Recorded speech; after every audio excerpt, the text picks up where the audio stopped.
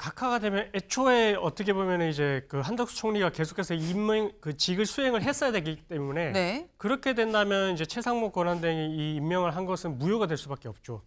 그렇게 이제 판단을 해야 될 것 같고 그러면 이후의 절차들도 사실 이제 뭐 좀 문제가 될 수는 있어가지고 네. 좀 법리적으로 그런 부분들은 이제 앞으로 좀 현재 재판관들도 좀 중요하게 볼 것 같습니다.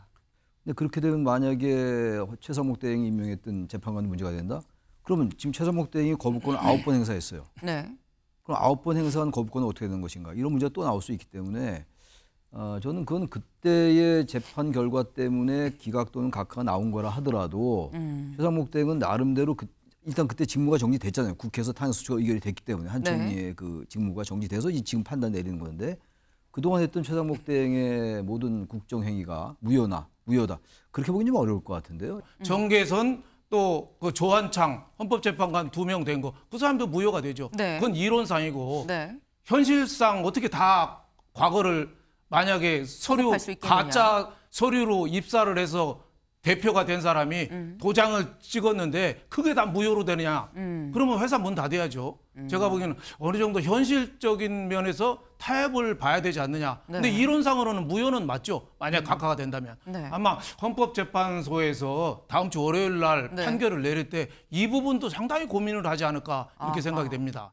한덕수 선거 변수의 최상목 탄핵 스텝고인 민주당입니다. 네. 민주당 입장에선 스텝이 좀 꼬였다라는 거예요. 왜? 이 최상목 대행에 대해서 지금 이 마은혁 재판관 임명 안 한다고 지금 탄핵을 하겠다라고 얘기를 했죠. 했는데 이거 기각돼서 한덕수 총리 돌아오면 탄핵하거나 말거나 의미가 없는 거 아니겠느냐라는 겁니다.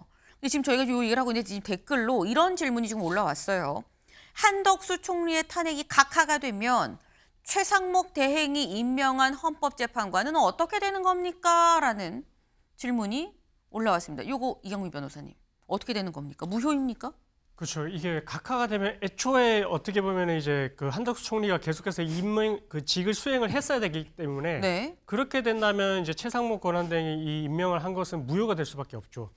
그렇게 이제 판단을 해야 될 것 같고 그러면 이후의 절차들도 사실 이제 뭐 좀 문제가 될 수는 있어가지고 네. 좀 법리적으로 그런 부분들은 이제 앞으로 좀 현재 재판관들도 좀 중요하게 볼 것 같습니다. 무효가 될 수밖에 없다. 만약에 각하가 돼서 한덕수 총리가 돌아온다고 하면 지금 2명을 이 최상목 대행이 넣었는데 이 임명을 했는데 8명이 그래서 됐는데 이게 다시 6명으로 갈 수 있다라는 지금 그 말씀이에요. 이렇게 되면 또 완전히 판이 다시 바뀔 수 있다라는 거죠. 예, 최 교수님. 근데 그건 짧게. 저는 법률가는 아닙니다만 네. 그렇게 된다면 각하라는 게 절차상의 문제가 있기 때문에 아예 심판하지 않겠다라는 거거든요. 네. 근데 그렇게 되면 만약에 최상목 대행이 임명했던 재판관이 문제가 된다? 그러면 지금 최상목 대행이 거부권을 9번 행사했어요. 네. 그럼 9번 행사한 거부권은 어떻게 되는 것인가? 이런 문제가 또 나올 수 있기 때문에 저는 그건 그때의 재판 결과 때문에 기각 또는 각하가 나온 거라 하더라도 최상목 대행은 나름대로 일단 그때 직무가 정지됐잖아요. 국회에서 탄핵 소추가 의결이 됐기 때문에 한 총리의 그 직무가 정지돼서 지금 판단 내리는 건데 그동안 했던 최상목 대행의 모든 국정행위가 무효다. 그렇게 보기는 좀 어려울 것 같은데요. 여러 가지 판단이 필요하겠으나. 네. 그리고 그렇다면 지금 그 2명의 재판관을 다시 임명을 무효로 한다? 그건 사실상 불가능에 가까운 얘기이기 때문에 그건 좀 어려울 것 같아요. 제가 볼 때. 네, 맞지 않는 것 같습니다. 네. 제가 보기에는 뭐 이론하고 현실하고 사이에서 네. 타협점을 좀 찾아야 되지 않겠느냐. 타협점. 만약에 한덕수 대행에 네. 대해서 각하가 된다면은 네. 3가지가 무효가 됩니다. 네. 그때 탄핵 결의한 거 그것도 정족수가 틀린데 했으니까 우원식 국회의장이 무리해서 한 거니까 그 자체가 무효가 되고 네. 또 하나는 최상목 대통령 대대행 된 게 무효가 되죠. 네. 또 하나는 헌법재판관 2명, 정계선 또 그 조한창 헌법재판관 2명 된 거 그 사람도 무효가 되죠. 네. 그건 이론상이고 네. 현실상 어떻게 다 과거를 만약에 수 있겠느냐. 가짜 서류로 입사를 해서 대표가 된 사람이 도장을 찍었는데 그게 다 무효로 되느냐? 그러면 회사 문 닫아야죠.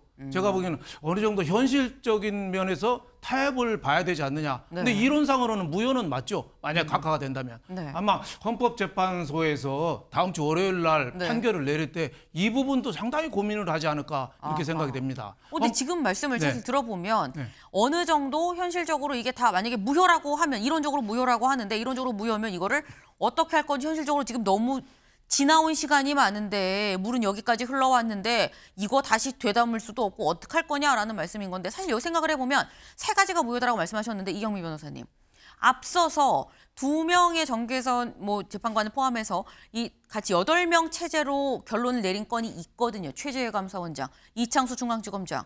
이런 건도 다 무효가 될 수 있는 겁니까 그러면? 사실 이게 어쨌든 그 각하가 되고 나서의 그런 법적인 안정성이나 이런 부분들에 대해서는 또 이론도 갈릴 수는 있을 것 같습니다. 설도 있을 것 같거든요. 뭐 다수설과 소수설 이런 이야기도 나올 수는 있을 것 같고 네. 그래서 뭐 법적 안정성 측면에서는 기존에 진행된 것들에 대해서 또 존중이 돼야 된다 이런 이제 이론도 있을 수는 있어가지고 지금 단장에 뭐 이제 그게 제가 뭐 어떻게 된다 이렇게 단정적으로 좀 말씀드리기 좀 애매할 것 같고 다만 이제 직무를 어쨌든 정지가 됐을 때 임명을 권한 대행 체제에서 이제 진행되는 부분들에 대해서는 또 법적인 효력을 또 인정을 해줘야 된다라고 할 것 같으면 네. 그럼 그런 부분들에 대해서 이제 지내왔던 부분들에 대해서 법적 안정성 측면에 대해서는 또 이제 인정을 해줘야 되는 부분도 있을 것 같아서 네. 그래서 뭐 단박에 이게 뭐 소급해서 이제 무효로 보는 그런 상황으로 가기에는 또 조금 어려운 부분도 있어가지고 앞으로 좀 상황을 지켜봐야 될 것 같습니다. 네. 사실 헌재가 24일 날 지금 저희가 얘기하는 이런 부분들에 대해서 헌재도 고민을 했겠죠. 만약에 어떤 결론이 나오냐에 따라서 달라지겠습니다만 이런 부분에 대해서 24일 오전 10시에 선고에서 이 헌재에서 선고를 하면서 이런 부분에 대해서도 추가적인 설명이 들어가지 않겠나라는 생각을 좀 같이 해봅니다. 어쨌거나 다음 주가 상당히 빅데이가 될 것 같다. 이 슈퍼위크가 될 것 같다라는 거예요. 저희 캘린더 좀 같이 볼까요? 네. 다음 주에 일정이 빡빡합니다. 일단 월요일 날 한덕수 총리 탄핵 선고가 있고요. 윤 대통령도 형사재판 관련해서 또 공판 준비 기일이에요. 이게 다 월요일이다. 화요일 잠깐 쉬고 수요일 날 이재명 대표 2심 항소심 선거법 위반 항소심 선고도 또 예정이 돼 있죠.